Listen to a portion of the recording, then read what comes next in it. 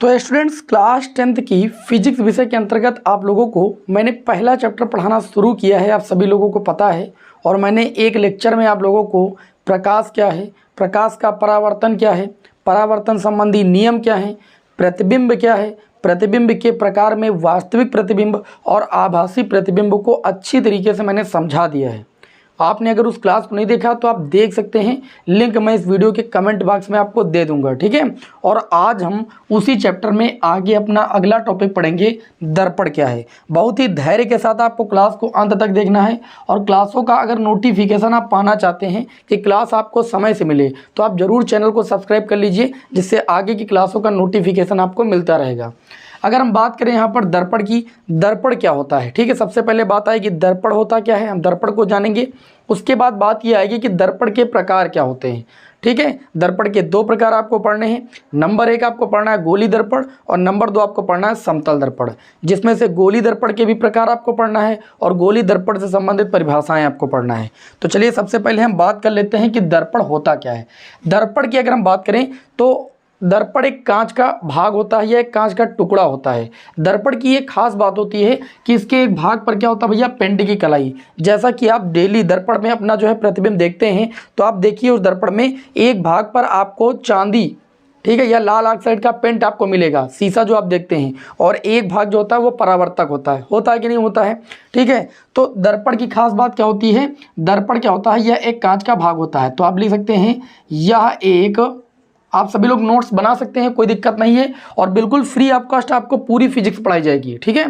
तो यह एक कांच का भाग होता है। क्या होता है, यह एक कांच का टुकड़ा होता है या भाग होता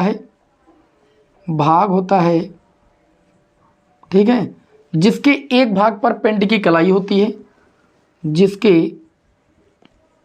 एक भाग पर पेंट की कलाई, एक भाग पर लाल ऑक्साइड का पेंट भी आप कह सकते हो, लाल ऑक्साइड का पेंट या चांदी का लेप भी आप कह सकते हो। तथा दूसरा तल परावर्तक होता है। परावर्तक का मतलब अगर उस पर प्रकाश डालेंगे तो वो वापस हो जाएगा, ठीक है। दूसरा तल परावर्तक होता है, यानी प्रकाश को वापस करने वाला होता है, परावर्तक होता है। क्या कहलाता है, दर्पण कहलाता है। क्लियर, आप सभी लोग लिख सकते हो। दर्पण की परिभाषा, यह एक कांच का भाग होता है जिसके एक भाग पर पेंट की कलाई या लाल ऑक्साइड का पेंट, ठीक है, यहाँ पर लिख सकते हो लाल ऑक्साइड का पेंट, मुझसे छूट गया है, तथा दूसरा तल परावर्तक होता है, दर्पण कहलाता है। किसी विद्यार्थी को कोई दिक्कत नहीं। दर्पण के प्रकार, अगली हेडिंग आपको क्या डालना है, दर्पण के प्रकार।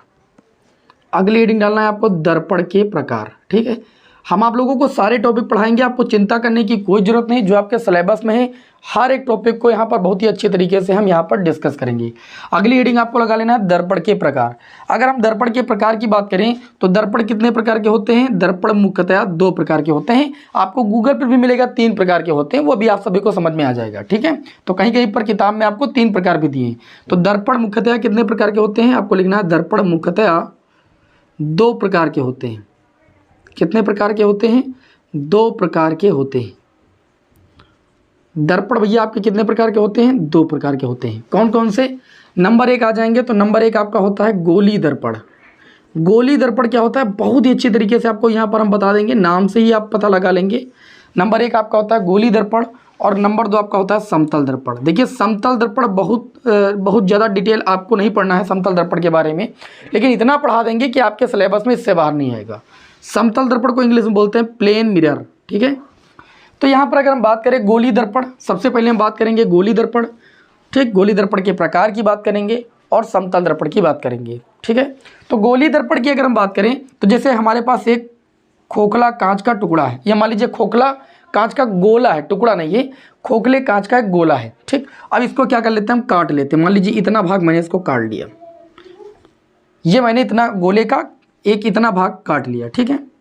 अब हम क्या करते हैं, अगर इसके अंदर वाले भाग पर पेंट की कलाई कर देंगे, ठीक है, अंदर वाले भाग पर लाल ऑक्साइड का पेंट कर देंगे, तो जब प्रकाश इसके उभरे हुए तल पर ऐसे डाला जाएगा तो उभरे तल से इस प्रकाश का क्या हो जाएगा, परावर्तन हो जाएगा, मतलब ऐसे टकरा करके वापस आ जाएगा।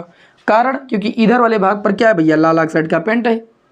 अच्छा, इसी भाग में मान लीजिए क्या करते हैं, दूसरा एक भाग है हमारे पास, ठीक है, ऐसा ही गोले का एक काटा गया एक ऐसा भाग है जिसके क्या करते हैं, उभरे हुए भाग पर हम क्या करते हैं, लाल ऑक्साइड का पेंट या चांदी की कलाई कर देते हैं, पेंट की कलाई कर देते हैं। ठीक, तो प्रकाश जब इसके हम दबे हुए यानी धसे हुए तल पर आपतित करेंगे तो प्रकाश ऐसे रिफ्लेक्ट हो जाएगा। ठीक है, तो ये जो दोनों टाइप मैंने बताए हैं इन्हीं को कहते हैं हम गोली दर्पण। ये दोनों गोली दर्पण क्या हैं, एक कांच के खोखले गोले के काटे गए भाग हैं, आप देख पा रहे हो। ठीक है, तो आपको गोली दर्पण की परिभाषा में लिखना क्या है, चलिए इसको अभी थोड़ा हम बता दे रहे हैं। देखिए इतना याद रखना कि जो गोली दर्पण होता है, ठीक है, ये एक कांच के खोखले गोले का काटा गया भाग होता है, आप देख सकते हो अभी हमने काटा भी है। एक भाग पर आपको पेंट की कलाई मिलेगी और दूसरा तल परावर्तक मिलेगा, चाहे इसको देख लीजिए चाहे इसको देख लीजिए। और जब प्रकाश का परावर्तन उभरे हुए तल से होगा तो इस दर्पण को कहा जाता है उत्तल दर्पण। ठीक है, एक ऐसा गोली दर्पण जिसमें प्रकाश का परावर्तन उभरे हुए तल से होता है वह उत्तल दर्पण कहलाता है, और एक ऐसा दर्पण जिसमें प्रकाश का परावर्तन दबे हुए तल से होता है उसे क्या कहते हैं, अवतल दर्पण। बात कुछ समझ में आ रही है कि नहीं समझ में आ रही? तो अगर आपको गोली दर्पण की परिभाषा लिखना है तो मैं यहाँ पर आपको गोली दर्पण की परिभाषा लिख के बता रहा हूँ। ठीक है, क्या लिखना है, ये कांच के खोखले गोले के काटे गए भाग होते हैं। क्या होते हैं, ये कांच के खोखले गोले के काटे गए भाग होते हैं, काटे गए भाग होते हैं। ये कांच के खोखले गोले के काटे गए भाग होते हैं जिनके एक भाग पर आप देख पा रहे हो दो हैं हमारे पास, गोली दर्पण दो प्रकार के होते हैं और दोनों में एक भाग पर आपको पेंट की कलाई मिलेगी, चाहे दबे हुए तल पर और चाहे उभरे हुए तल पर। ठीक है, जिनके एक भाग पर पेंट की कलाई तथा इसको अलग कर लीजिएगा, तथा दूसरा तल परावर्तक होता है। क्या होता है भैया, परावर्तक होता है। ये परिभाषा होती है गोली दर्पण की, सबसे आसान परिभाषा। गोली दर्पण क्या होते हैं, कांच के खोखले गोले के काटे गए भाग होते हैं जिसके एक भाग पर पेंट की कलाई तथा दूसरा तल परावर्तक होता है। बात करेंगे गोली दर्पण के प्रकार, तो प्रकार आपको डाल देना हेडिंग गोली दर्पण के प्रकार और लिख देना है कि गोली दर्पण होते हैं दो प्रकार के।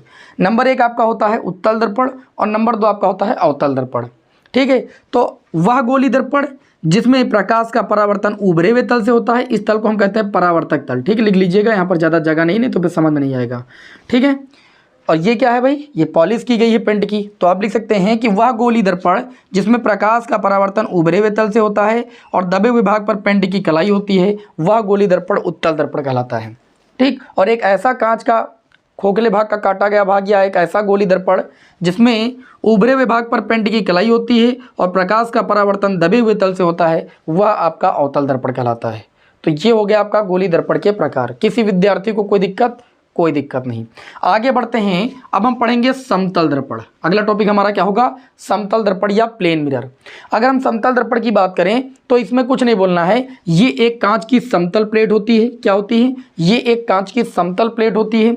आप देखेंगे तो इसके एक भाग पर क्या हो जाएगा भाई, पेंट की कलाई। अभी मैंने बताया है तो दर्पण है ना, और दर्पण की खास बात होती है कि एक भाग पर पेंट की कलाई होगी। तो इसके एक भाग पर पेंट की कलाई या लाल ऑक्साइड का पेंट होता है और दूसरा तल क्या होता है, परावर्तक होता है। दूसरा तल ये वाला जो तल होता है इसको कहते हैं परावर्तक तल। ठीक है, तो आपको इसकी परिभाषा में लिख लेना है कांच की एक समतल प्लेट। क्या लिखना है, कांच की एक समतल प्लेट। कांच की, ऐसे लिखना आपको, कांच की एक समतल प्लेट या आप लिख सकते हो कांच का एक समतल टुकड़ा। ठीक है, समतल प्लेट जिसके एक भाग पर पेंट की कलाई, जिसके एक भाग पर पेंट की कलाई, पेंट की कलाई या पेंट की पॉलिश आप बोल सकते हो, पेंट की कलाई तथा दूसरा तल परावर्तक होता है। आप देख पा रहे हो इसमें ये कांच का एक समतल टुकड़ा होता है। ठीक है, जिसके एक भाग पर पेंट की कलाई और दूसरा तल क्या होता है, परावर्तक होता है। दूसरा तल परावर्तक होता है। परावर्तक का मतलब प्रकाश को वापस करने वाला होता है, परावर्तक होता है। क्या कहलाता है, समतल दर्पण कहलाता है। अभी हम आपको यहाँ पर एक बात बता दे रहे हैं, जो समतल दर्पण की फोकस दूरी होती है वो अनंत होती है। क्वेश्चन कई बार एग्जाम में पूछा गया है। और समतल दर्पण का जो रेखीय आवर्धन होता है, अभी आप रेखीय आवर्धन और ये फोकस नहीं जानते मुझे पता है, लेकिन आगे आप जान जाएंगे, ठीक है। अभी आगे आपको पढ़ाएंगे। रेखीय आवर्धन को एम से व्यक्त करते हैं और समतल दर्पण का रेखीय आवर्धन 1 होता है। इसका कारण ये है कि जो समतल दर्पण होता है इसके कुछ हम प्रॉपर्टी बता देते हैं, इसकी क्वालिटी कुछ बता दे रहे हैं।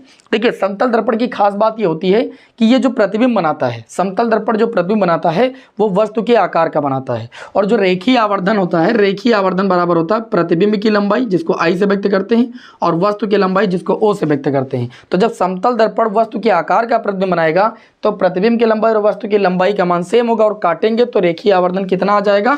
1 आ जाएगा।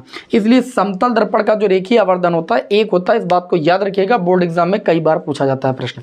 समतल दर्पण की फोकस दूरी अनंत होती है, ये भी आपको क्वेश्चन याद रखना है। अच्छा, समतल दर्पण जो प्रतिबिंब बनाता है वो वस्तु के आकार का बनाता है। कैसा प्रतिबिंब बनाता है? वस्तु के आकार का, ठीक है। और समतल दर्पण की एक खास बात होती है। क्या खास बात होती है? अगर समतल दर्पण आपके सम्मुख रखा है तो अगर वस्तु को आप समतल दर्पण के सामने आगे की ओर v स्पीड से ले जाएं, यानी v चाल से ले जाएं, तो समतल दर्पण में कितनी चाल से दिखाई देगी आपको? वो आती हुई 2v चाल से दिखाई देगी। अर्थात समतल दर्पण के सामने कोई वस्तु अगर v चाल से ले जाई जा रही है तो समतल दर्पण में वह वस्तु 2v चाल से आती हुई प्रतीत होगी, या दूर ले जा रहे हैं v चाल से तो समतल दर्पण में 2v चाल से दूर जाते हुए दिखाई देगी। यह समतल दर्पण की क्वालिटी होती है, प्रॉपर्टी होती है। समतल दर्पण हमेशा वस्तु के आकार का प्रतिबिंब बनाता है। दूसरी बात, ठीक, अगर किसी भी मनुष्य को अपना बराबर का प्रतिबिंब देखना है समतल दर्पण में, तो उसकी जितनी लंबाई है, मनुष्य की जितनी लंबाई है, अर्थात मान लीजिए हमारे पास एक समतल दर्पण है और इस समतल दर्पण में किसी वस्तु का बराबर उसी वस्तु के बराबर का प्रतिबिंब देखना है, तो वस्तु की जो लंबाई है उसकी आधी लंबाई का हमारे पास क्या होना चाहिए? समतल दर्पण। तो समतल दर्पण में वस्तु का पूरा बराबर का प्रतिबिंब बन जाएगा, ठीक है। अर्थात समतल दर्पण में वस्तु का बराबर प्रतिबिंब देखने के लिए वस्तु की लंबाई का आधा होना समतल दर्पण का जरूरी है, ठीक है। ये बात याद रखिएगा। दूसरी बात, समतल दर्पण में जो प्रतिबिंब होता है वो सदैव सीधा होता है, और सीधा होने का मतलब आभासी होता है। और समतल दर्पण की एक खास आपको बात बता दे रहे हैं, समतल दर्पण में पार्श्व क्या होता है? पार्श्व परावर्तन होता है, मतलब पार्श्व प्रतिबिंब बनता है। कहने का मतलब, अगर हम समतल दर्पण में अपना प्रतिबिंब ऐसे देख रहे हैं तो हमारा इधर वाला हाथ इधर दिखाई देगा, इधर वाला हाथ इधर दिखाई देगा। इसी को पार्श्व प्रतिबिंब कहते हैं, ठीक है। अर्थात दाईं ओर का प्रतिबिंब बाईं ओर और बाईं ओर का प्रतिबिंब दाईं ओर जब बने तो उसी को पार्श्व प्रतिबिंब कहते हैं, ठीक। तो समतल दर्पण में ऐसा होता है। ये कुछ समतल दर्पण से संबंधित खास बातें थी और इससे बाहर आपके एग्जाम में नहीं आएगा। एक बार मैं दोबारा दोहराए दे रहा हूँ। दर्पण क्या होता है? दर्पण की परिभाषा मैंने बता दी कि ये कांच का एक भाग होता है जिसके एक भाग पर पेंड की कलाई और दूसरा तल परावर्तक होता है। आप देख सकते हो ये जो भी दर्पण है, इन दर्पण में एक खास बात है कि एक भाग पर पेंड की कलाई जरूर है, चाहे वो गोली दर्पण हो और चाहे समतल दर्पण हो। तो इसी से देखिए यहाँ पर मेन आपकी हेडिंग यही तो है। उसके बाद बात करें दर्पण की प्रकार, तो दर्पण मुख्यतः कितने प्रकार के होते हैं? 2 प्रकार के। नंबर 1 गोली दर्पण, नंबर 2 समतल दर्पण। गोली दर्पण क्या होते हैं? ये कांच के खोखले गोले के काटे गए भाग होते हैं। इनके एक भाग पर पेंड की कलाई और दूसरा तल परावर्तक होता है, ठीक है। इसको गोली दर्पण कहते हैं। गोली दर्पण के प्रकार में 2 प्रकार के, उत्तल दर्पण, अवतल दर्पण। जब प्रकाश का परावर्तन उभरे हुए तल से होगा तो वह उत्तल दर्पण कहलाएगा, और जब प्रकाश का परावर्तन दबे हुए तल से होगा तो वह अवतल दर्पण कहलाएगा। बात करें यहाँ पर समतल दर्पण की, तो समतल दर्पण ये क्या होती है? कांच की समतल प्लेट होती है, इसके एक भाग पर पेंड की कलाई और दूसरा तल परावर्तक होता है, तो इसे कहते हैं हम समतल दर्पण। समतल दर्पण की जो फोकस दूरी होती है वो अनंत होती है। समतल दर्पण का जो रेखीय आवर्धन होता है 1 होता है। कोई पूछे क्यों होता है? क्योंकि समतल दर्पण वस्तु के बराबर का प्रतिबिंब बनाती है, अर्थात वस्तु की लंबाई के बराबर प्रतिबिंब बनाती है। इस वजह से इसका रेखीय आवर्धन 1 होता है। आगे आप जानेंगे कि रेखीय आवर्धन यानी लाइनियर मैग्निफिकेशन क्या होता है, आपको आगे पढ़ाएंगे। इसमें लिख सकते हो कि ये कांच की समतल प्लेट होती है जिसके एक भाग पर पेंड की कलाई और दूसरा तल परावर्तक होता है। समतल दर्पण सदैव वस्तु के आकार का प्रतिबिंब बनाता है। समतल दर्पण सदैव आभासी और सीधा प्रतिबिंब बनाता है। समतल दर्पण में पार्श्व प्रतिबिंब बनता है, समझ रहे हो ना, अर्थात दायां हाथ बाईं ओर बायां हाथ दाईं ओर बनता है। उसके बाद हमने बताया कि समतल दर्पण में अगर समतल दर्पण के सामने कोई वस्तु v वेग से ले जाएंगे तो समतल दर्पण में वह 2v वेग से आती हुई प्रतीत होगी। अगर उससे दूर ले जाएं v वेग से तो उसमें क्या होगा भाई? 2v वेग से दूर जाती हुई दिखाई देगी। और एक खास बात याद रखिएगा, समतल दर्पण के सामने कोई वस्तु समतल दर्पण से जितनी दूरी पर रखी होती है, समतल दर्पण उसका प्रतिबिंब दर्पण में उतनी ही दूरी पर पीछे बनाता है।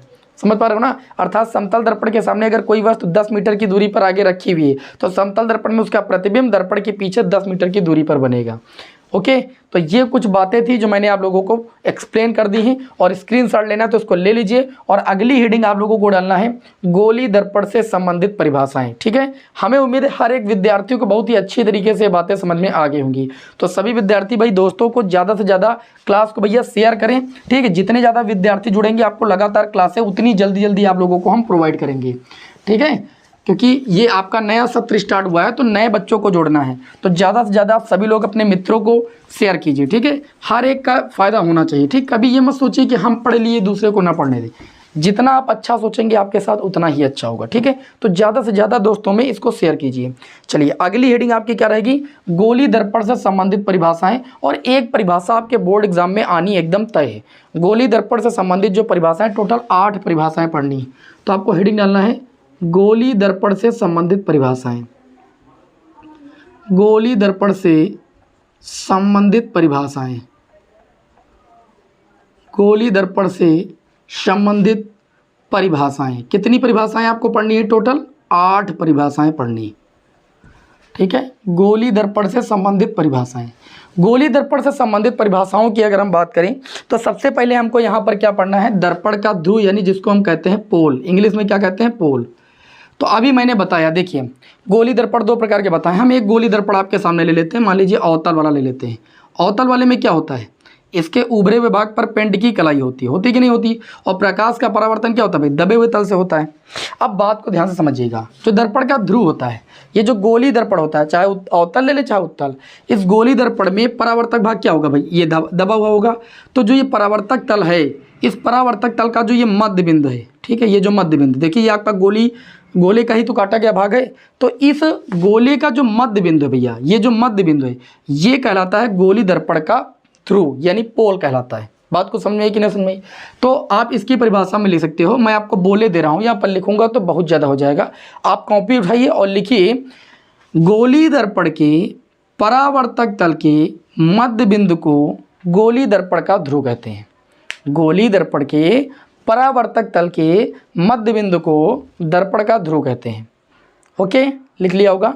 गोली दर्पण के परावर्तक तल के मध्य बिंदु को दर्पण का ध्रुव कहते हैं और इसे P अक्षर से व्यक्त करते हैं। क्लियर, या P से प्रदर्शित करते हैं।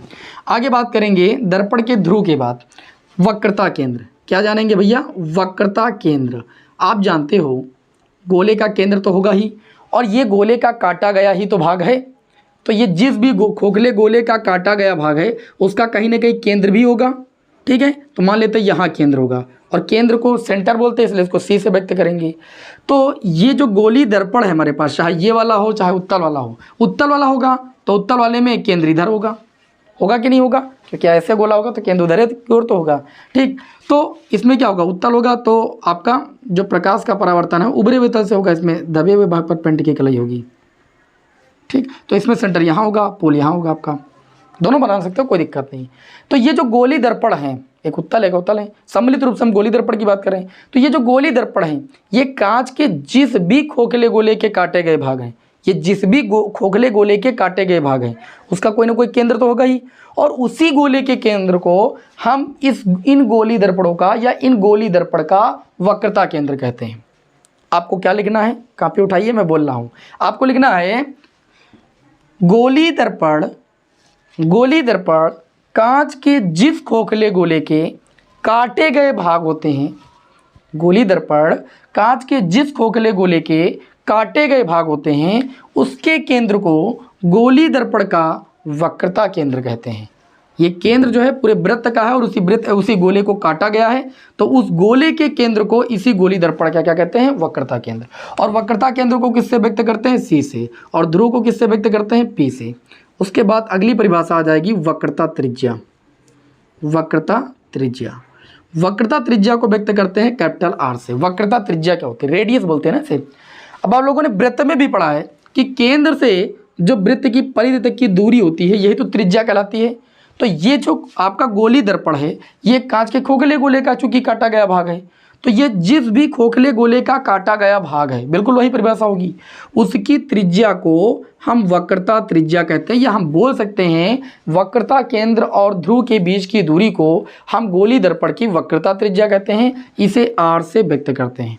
बात को समझ में आई कि नहीं समझ में आई? तो आपको लिखना है, कॉपी उठाइए, मैं बोल रहा हूँ, लिखना है बिल्कुल सेम परिभाषा जैसे आपने वक्रता केंद्र में लिखा कि गोली दर्पण कांच के जिस खोखले गोले के काटे गए भाग होते हैं उसके केंद्र को आपने लिखा वक्रता केंद्र कहते हैं, और यहाँ पर लिखना है उसकी त्रिज्या को गोली दर्पण की वक्रता त्रिज्या कहते हैं। बात समझ में आ गई? चलिए भाई, वक्रता त्रिज्या के बाद चौथी परिभाषा आपको क्या पढ़नी है? चौथी परिभाषा आपको पढ़नी है मुख्य अक्ष यानी प्रिंसिपल एक्सिस। मुख्य अक्ष क्या होती है? मुख्य अक्ष बहुत आसान परिभाषा, ये जो लाइन खींची गई है देख सकते हो, सी को पी से मिलाया गया, यहाँ पर भी मिला देते हैं, सी को पी से मिलाया गया, ठीक है। तो वक्रता केंद्र और ये जो आपका ध्रुव है इसको जो मिलाने वाली सीधी रेखा होती है, इसको बाहर भी निकाल सकते हो, कोई दिक्कत नहीं, मिलाने वाली जो सीधी रेखा होती है इसी को कहते हैं मुख्य अक्ष। क्या कहते हैं? मुख्य अक्ष। चलिए भाई परिभाषा लिखिए आप सभी लोग, क्या लिखेंगे?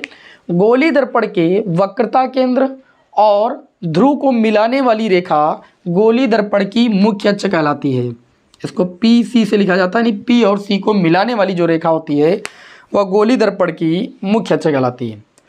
बात समझ में आ गई कि नहीं आ गई भाई? चलिए भाई, अगली हेडिंग आपको क्या सीखना है? मुख्य अक्ष के बाद मुख्य अक्ष में लिख लीजिएगा गोली दर्पण के वक्रता के अंदर ध्रुव को मिलाने वाली रेखा गोली दर्पण की मुख्य अक्ष कहलाती है। मुख्य अक्ष के बाद आपको अगली हेडिंग डालना है भाई मुख्य फोकस। सबसे इंपॉर्टेंट परिभाषा भैया मुख्य फोकस। मुख्य फोकस की खास बात क्या होती है आप चलिए बता देते हैं हम लोगों को। यहाँ पर थोड़ा सा आर को रफ कर देते हैं, ठीक है, इस आर को यहाँ पर दिखा देते हैं, ठीक है। चलिए भाई देखिए मुख्य फोकस क्या होता है? मुख्य फोकस क्या होता है? ये जो मुख्य अक्ष हमारी है, इस मुख्य अक्ष के समांतर अगर कोई रेखा ऐसे जा रही है, ठीक है, मान लीजिए उत्तल में भी आ रही, तो आपको पता है चूंकि यह अवतल दर्पण है। कैसा दर्पण है? ये आपका अवतल दर्पण, क्योंकि इसमें प्रकाश का परावर्तन दबे हुए तल से हो रहा है। ये उत्तल दर्पण क्योंकि इसमें प्रकाश का परावर्तन उभरे हुए तल से हो रहा है। तो जब कोई प्रकाश किरण मुख्य अक्ष के समांतर आती है, तो जब ये परावर्तक तल पर पड़ती है तो भैया क्या होगा भाई? परावर्तक तल पर पड़ेगी तो ये वापस होगी, रिफ्लेक्ट होगी, और रिफ्लेक्ट होते हुए ये मुख्य अक्ष के एक बिंदु से होकर जाएगी। ये जिस बिंदु से होकर जाएगी इसे गोली दर्पण का मुख्य फोकस कहते हैं। अच्छा, उत्तल में क्या होगा? उत्तल में ये ऐसे वापस हो जाएगी, ठीक, लेकिन इसको जब पीछे की ओर बढ़ाया जाएगा तो ये किसी न किसी बिंदु से जाती हुई प्रतीत होगी या आती हुई प्रतीत होगी, क्योंकि इसमें प्रतिबिंब आभासी बनता है ना। तो उत्तल दर्पण में प्रतीत होगी जिस बिंदु से जाती हुई, इसे क्या कहेंगे? उत्तल दर्पण का मुख्य फोकस। इसको सही बना लीजिएगा, थोड़ा सा सीधी लाइन होनी चाहिए एकदम, ठीक है। जिस बिंदु से जाती हुई प्रतीत होगी उसे हम उत्तल दर्पण का मुख्य फोकस कहेंगे। तो मुख्य फोकस की परिभाषा बहुत आसान, क्या कहना आपको? मुख्य अक्ष के समांतर चलने वाली प्रकाश किरण दर्पण पर परावर्तन के पश्चात जिस बिंदु से होकर जाती है या जिस बिंदु से होकर जाती हुई प्रतीत होती है, इसमें देखिए प्रतीत हो रही है ना, जात उधर रही, ठीक है, तो जाती हुई प्रतीत होती है या जाती है, तो जिस बिंदु से होकर जाती है उस बिंदु को कहते हैं गोली दर्पण का मुख्य फोकस। लिखिए भाई सभी लोग कॉपी पर, क्या लिखना है? मुख्य अक्ष के समांतर चलने वाली प्रकाश किरण, मुख्य अक्ष के समांतर चलने वाली प्रकाश किरण दर्पण पर परावर्तन के पश्चात, दर्पण पर परावर्तन के पश्चात मुख्य अक्ष के जिस बिंदु से होकर जाती है, मुख्य अक्ष के जिस बिंदु से होकर जाती है या जाती हुई प्रतीत होती है, मुख्य अक्ष के जिस बिंदु से होकर जाती है या जाती हुई प्रतीत होती है उसे गोली दर्पण का मुख्य फोकस कहते हैं। उसे गोली दर्पण का मुख्य फोकस कहते हैं, ठीक। मुख्य फोकस को किससे लिखा जाता है? एफ से। अच्छा, आगे बात करेंगे छठवीं परिभाषा। मुख्य फोकस के बाद आपकी अगली परिभाषा क्या हो जाएगी भाई? वक्रता त्रिज्या हो गई, मुख्य फोकस हो गया, वक्रता केंद्र हो गया, दर्पण का द्वारक बचा है, ठीक है, दर्पण का द्वारक। दर्पण का द्वारक वैसे बाद में आपको पढ़ना चाहता, इसके पहले आप एक परिभाषा और पढ़ेंगे, फोकस तल। फोकस तल, ठीक है, ये दो परिभाषाएं और आपको पढ़नी है। फोकस तल क्या होता है? ये जो मुख्य फोकस है, लिख लीजिएगा, फोकस तल में मुख्य फोकस के अभिलंबवत तल को फोकस तल कहते हैं। मुख्य फोकस क्या है? मुख्य अक्ष के समांतर आने वाली प्रकाश किरण दर्पण पर परावर्तन के पश्चात जिस बिंदु से होकर जाती है उसे गोली दर्पण का मुख्य फोकस कहते हैं। और ये जो मुख्य फोकस है इसके अभिलंबवत तल को हम दर्पण का या गोली दर्पण का फोकस तल कहते हैं। फोकस तल की परिभाषा एक लाइन में, मुख्य फोकस के अभिलंबवत तल को फोकस तल कहते हैं। मुख्य फोकस के अभिलंबवत तल को फोकस तल कहते हैं। दर्पण का द्वारक, अब दर्पण का द्वारक देखिए, ये एक अंत बिंदु होगा M और ये आपका हुआ M डैश, ठीक है। ये जो आपका है M और M डैश, यानी ये जो व्यास है गोली दर्पण का, ये जो व्यास है ये क्या कहलाता है? दर्पण का द्वारक। तो दर्पण के द्वारा में लिख लीजिए गोली दर्पण के व्यास को, व्यास कितना है? mm dash. गोली दर्पण के व्यास को दर्पण का द्वारक कहते हैं। गोली दर्पण के व्यास को दर्पण का द्वारक कहते हैं। एक बहुत ही छोटी सी परिभाषा हमसे छूट गई यहाँ पर, फोकस दूरी। फोकस दूरी, फोकस दूरी, फोकस दूरी क्या होती है? जो ये मुख्य फोकस है, मुख्य फोकस से ध्रुव के बीच की जो दूरी कहलाती है ये फोकस दूरी कहलाती है। और जो वक्रता केंद्र से ध्रुव के बीच की दूरी होती है ये वक्रता त्रिज्या कहलाती है। तो मैंने पहले ही बता रखा है। तो मुख्य फोकस आप जान चुके, फोकस तल जान चुके। मुख्य फोकस के अभिलंबवत तल को फोकस तल कहते हैं। दर्पण का द्वारक, गोली दर्पण के व्यास को दर्पण का द्वारक कहते हैं। और एक परिभाषा आपकी रह गई थी, इसको बीच में लिखना चाहिए था आपको, फोकस दूरी, जो कि मुख्य फोकस से ध्रुव के बीच की दूरी होती है। तो आपको एक लाइन में लिख लेना है, मुख्य फोकस से ध्रुव के बीच की दूरी को फोकस दूरी कहते हैं, ठीक है। अब बात आती है कि उत्तल दर्पण की फोकस दूरी धनात्मक और अवतल दर्पण की फोकस दूरी ऋणात्मक क्यों होती है? देखिए भैया, अगर यहाँ पर आपने निर्देशांक ज्यामिति पढ़ा है कि नहीं पढ़ा है? पढ़ा है, सभी लोगों ने पढ़ा है। ये एक्स अक्ष की धन दिशा है, ये वाई अक्ष की धन दिशा है, ये एक्स अक्ष की ऋण दिशा है और ये वाई अक्ष की ऋण दिशा है। अगर हम इसको उठा करके यहाँ पर पोल पर रख दें, यानी इसके ओरिजिन पॉइंट को, यानी मूल बिंदु को हम इस गोली दर्पण के पोल पर रख दें, तो जितनी दूरियां इधर की होंगी वो सारी ऋणात्मक होंगी और जितनी दूरियां इधर की होंगी ये एक्स अक्ष की धन दिशा में पड़ने की वजह से धनात्मक होंगी। तो ये वाली जो दूरी है उत्तल दर्पण की फोकस दूरी है, एफ से पी तक की दूरी हमने बताया ना, मुख्य फोकस से पोल तक की दूरी, अभी यहाँ भी बताया क्या कहलाती है? फोकस दूरी। तो उत्तल दर्पण की जो फोकस दूरी है वो एक्स अक्ष की धन दिशा में पड़ती है, इसलिए उत्तल दर्पण की फोकस दूरी क्या होती है? धनात्मक होती है। जबकि अवतल दर्पण की जो फोकस दूरी होती है वो निर्देशांक ज्यामिति चिन्ह प्रॉपर्टी के अकॉर्डिंग एक्स अक्ष की ऋण दिशा में पड़ती है, इसलिए अवतल दर्पण की फोकस दूरी क्या होती है? ऋणात्मक होती है। बात को समझ में आई? और आपको यहाँ पर बता दें, जो ये फोकस दूरी होती है ये वक्रता त्रिज्या यानी सी से लेकर के पी तक की दूरी की आधी होती है। यदि गोली दर्पण का व्यास बहुत छोटा होता है तो गोली दर्पण की जो फोकस दूरी होती है वो वक्रता त्रिज्या की आधी होती है। ये आप ध्यान रखिएगा। और आज के लेक्चर में हम इतना ही रखेंगे। आपको नेक्स्ट तीसरे लेक्चर में गोली दर्पण द्वारा प्रतिबिंब बनने के नियम बताएंगे और गोली दर्पण में अवतल दर्पण द्वारा प्रतिबिंब बनने की 6 स्थितियां आपको बताएंगे और उत्तल दर्पण द्वारा प्रतिबिंब बनने की 6 स्थितियां बताएंगे। अगर इनको आपने अच्छे से समझ लिया तो ये समझ जाइए, फिर न्यूमेरिकल में आपको कोई दिक्कत नहीं होने वाली है। चलिए, आप सभी लोगों को बेस्ट ऑफ लक। आपको नेक्स्ट क्लास में हम मिलते हैं। सभी विद्यार्थी वीडियो को ज़्यादा से ज़्यादा शेयर करें, ठीक है। जय हिंद, वंदे मातरम।